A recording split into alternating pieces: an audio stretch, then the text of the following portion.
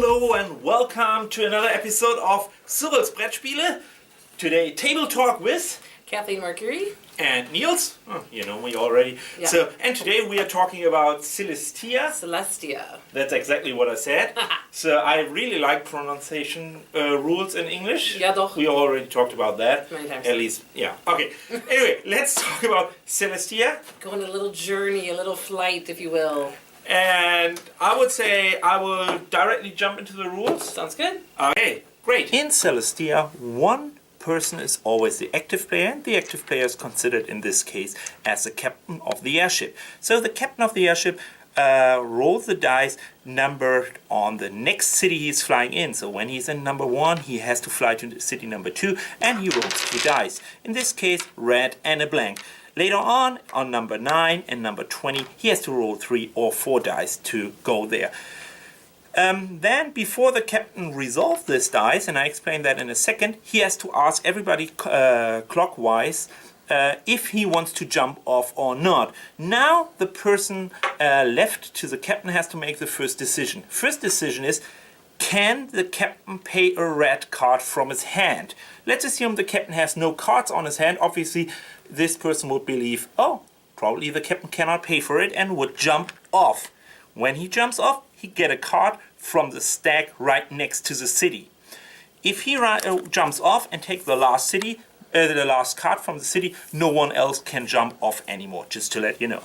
However, let's assume he is staying there and believes the captain has 1 red card. Then the next decision, and only the player on the left to the captain has to make this decision, can he pay for the next roll, because he will become the next captain, and when he is rolling 2 dice like this, probably he cannot pay for it. So the next possible captain has to factor in that in his decision as well. However, let's assume everybody is staying there except for blue and red. They jumped off, they took their cards. So then it comes back to the captain, and before the captain is doing, there are probably some special cards going on, like this one here, roll blank dice, or jetpack later on, some special cards. However, it comes down to the captain must now pay a red card. If he has a red card, he must pay it. There's no way around. If he has it, he has to pay it. For an example, if he has 2 red cards and he has only 1 on his hand and a wild card, he don't have to pay. You are never forced to play a wild card, but you are always forced to play the cards you are rolling if you have them. If you pay for it, the ship goes to the next city, and now the next player will become captain. The only exception is if the next player jumped off clockwise, then the next player, and so on, until everybody jumped off. So the captain can never jump off the airship, with one exception. Let's assume he can pay here 3 dice to move from 6 to 9. Now, in between, before he is rolling another die, because he's the last man on the airship, he can decide to jump off. This goes until someone can not pay the cards. Then the airship is crashing. Everybody on board of this airship gets no cards, and these cards are simply victory points. I explain that in a second. So, and then the airship goes back. Everybody gets 1 card. Keep in mind, you always get 1 card per round, but you usually spend, if you're captain, 2 or more cards per round. So usually you are burning cards instead of gaining cards. That means the airship will be crushing a couple of times. Let's talk about victory points, and that is the last thing you have to know. Victory points, you always get at least what is pictured on here. So 6 plus could be 6, 9 or 12. This is 9 plus, and so on. And goal of the game is to get 50 plus points. In the round where someone is getting 50 or more points, he simply has to say this is the last round. The round will be played until its end. Let's assume I'm jumping off here, get 15, and I have 55 points right now. And they are playing until here, and someone gets 60 with that one. Damn luck. Could happen. Okay, that is Celestia, the push your luck or press your luck game. We are not really 100% sure how you name it. Anyway, that's the rules from Celestia. Alright, that was good. Okay, let's talk about the components first, I would say. Well, one thing that I like about this re-theme is that they've switched from... You just walked right into the whole conversation. Yeah, it's a re-theme. Yes. That's what we're supposed to do, is have the conversation, and so I'm doing a good job. So I really like with this re-theme that they made it this sort of steampunk sort of look. It makes a little bit more sense cognitively, because in the old version that was a hot air balloon, you had the basket and you had no balloon. So you'd always say, imagine a hot air balloon that does not exist. It has this amazing little propeller that spins. You know, and for people who love to assemble things, you get to do that. And for people who hate to assemble things, it only takes like a minute, so it's fine. That's true, yeah. And I do like thematically the idea of like kind of floating from different floating cities as opposed to flying up to different clouds. So sometimes the re-theme doesn't work out so well, but I think in this case, it's great. I think it works out well. I don't understand the symbols thematically and how they work, but we were doing some... sort of making some inappropriate comments about the different combinations of things. So that was fun, you know. Yeah, I totally agree. I mean, this spaceship is outstanding. That is, especially that it rotates. I mean, that is good. The thickness of the cardboard is great. The quality of the cards is good enough. The artwork is beautiful. That is absolutely correct. Stunningly beautiful artwork that I absolutely love. The only little quibble that I might have in terms of the components is I mean, they did a really great job. I mean, color coding each of the cards for each of the islands. That makes it so easy for setup. The only thing is, if you're playing with 6 players, it's kind of a snug fit inside of the little cup, and especially if you've got people reaching and stuff like that. Half the time I just end up just kind of piling up the little bodies in there. My concern with the quality, I wish they had a better player color token. Yeah, actually that's a really good point. If you had it where it was double-sided, so that when you jumped out, you could flip it over to like the darker side, and that way it'd be really easy to see just from looking around the table who was still in and out. That's an excellent part. That's one component that one part of the component that I think that was a little bit of a miss. Yeah, and the colors itself, there's too much picture on it, even if it makes thematically sense, but it's really hard to see which color if it is. When you look around the table, for me. Well, and I didn't even realize at first that the symbols on here show the order in which the symbols are prevalent in the card deck, from clouds being the most prevalent to swords having the fewest cards. I didn't even realize for the first couple of plays that was any different than the original. So when someone pointed it out, I was like, huh! But otherwise, I don't really understand why that's on there. Okay. Yeah, I mean, we are almost right into the critics, so let's go from there. Yeah. Do you have any things that is criticism on this? Well, one of the things that I love most about the game is that they took the wild card, which was the most powerful one from Cloud 9. Yeah, that's true. And they broke it down and they gave into 4 different, actually 5 technically, special kinds of cards you can play. And I think that's really, really great, because they have very specific things that affect different moments of gameplay that make sense. In fact, like if someone rolls a lot of white dice, and you have the ability to make them re-roll all of those white dice, as happened to me, well, that went from me being able to fly higher to crashing in the game I played. So that was a great one. The jetpack, this is the best card ever. This is when the balloon's going to crash, and you whip this bad boy out, you're like, nope, I'm still alive. Yeah, that is probably the most powerful card. So I love the cards. What I don't love about the cards at all is just in terms of utility. You know, now, according to the rules, there are 9 different steps at which, like a round Which happens. sounds a lot. I mean, the summarize of the rules is, why 9 steps? Right, but that has to do with when these individual cards move, or when you can use them, and then who they can affect is also slightly different. So the player aid, I mean, it's great that they have a really good summary on the back of this. The font is super small, and it's not the most user-friendly, especially when it comes to describing the cards as far as who it affects, when it affects. That's true. And so I think one thing with the game is there really should have been a separate player aid for everybody. In fact, before I play this again, I'll probably at least end up photocopying this back page so everyone has it, because even after playing this game, I don't even know how many times now at this point, there's still times we're passing around the reference sheet just to make sure we're doing everything at the right time. So I think that for me is a bit of a critique. One thing I do like is that in the lower decks you have the special spyglass card that lets you jump out.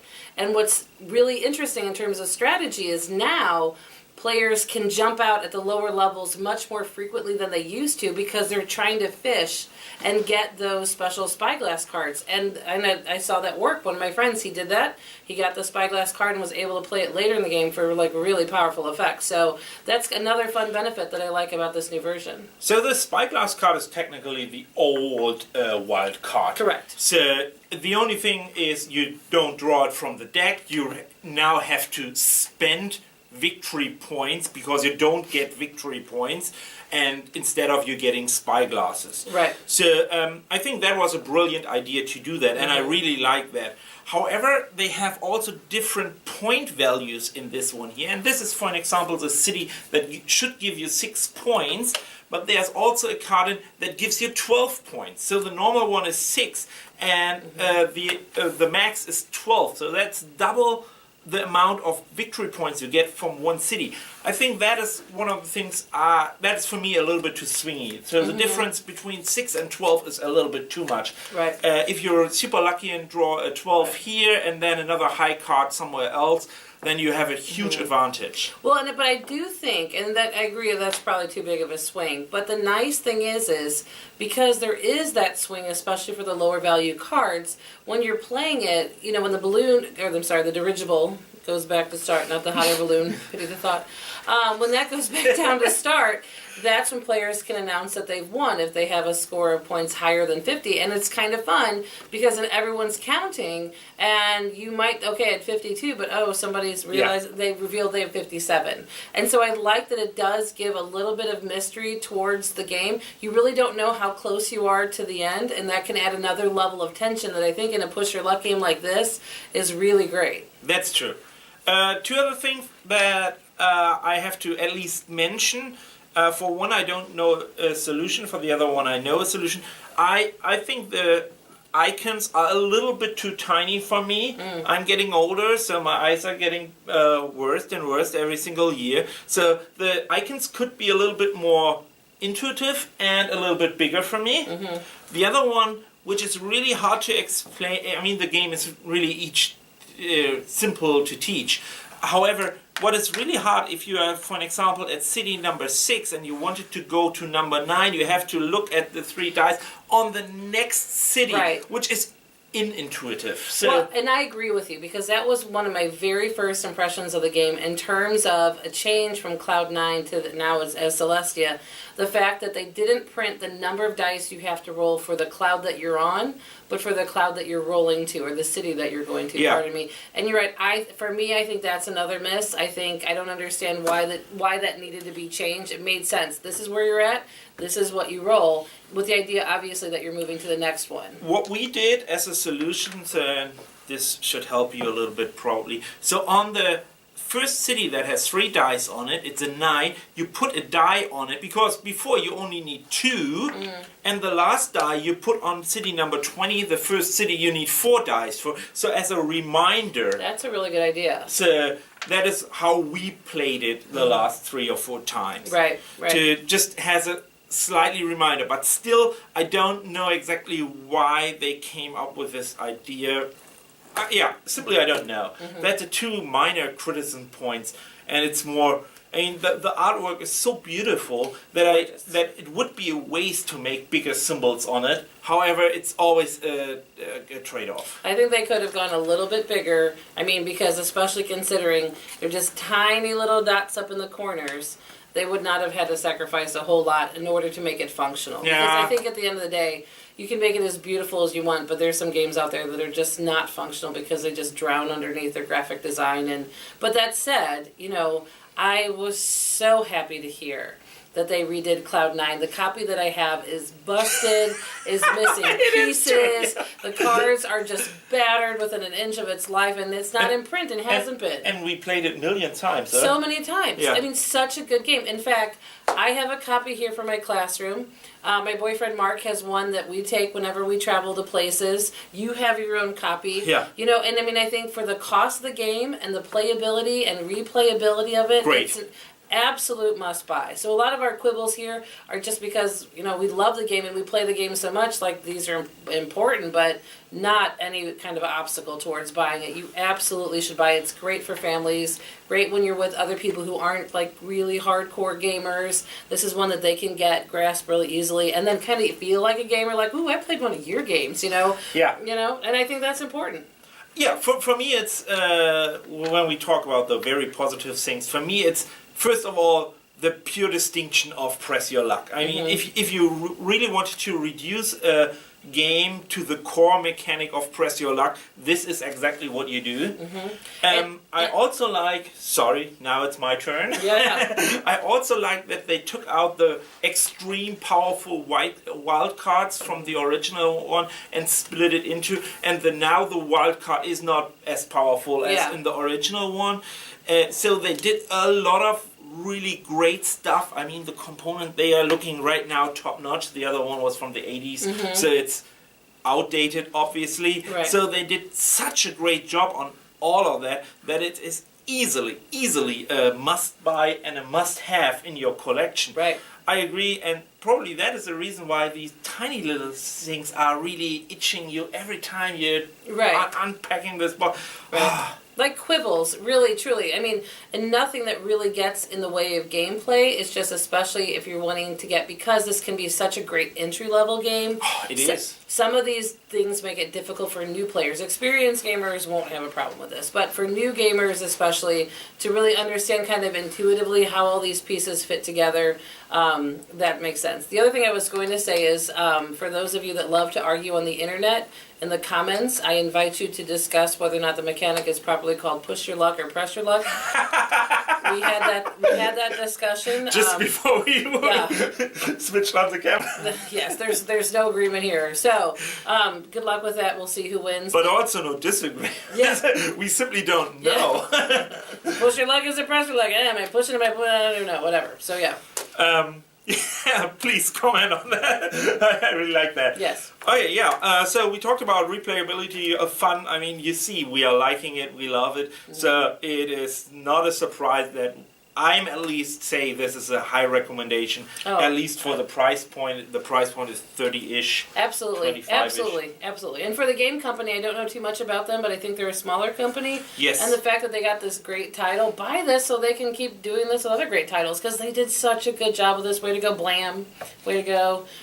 Such a great job overall with this. Few little quibbles, but such a good job. So BLAM is technically the French original designer, and QSF, all right, Quick Simple Fun, is the US publisher. See, that's why we have Nils. So yeah, and Quick Simple Fun is fairly new too, so they have 2 titles on the market. But anyway, that is not interesting. So for me, it's a high recommendation for you. Oh, I mean, we have 2 copies in my household, so yeah. What a surprise, right? Okay, yeah, that is. Yeah. Celestia, fly away. And see you next time. Thanks for watching on Cyrils Brettspiele with Kathleen Mercury. Oh. I like always. And Nils. Nils. See you next time. Bye bye. Tschüss.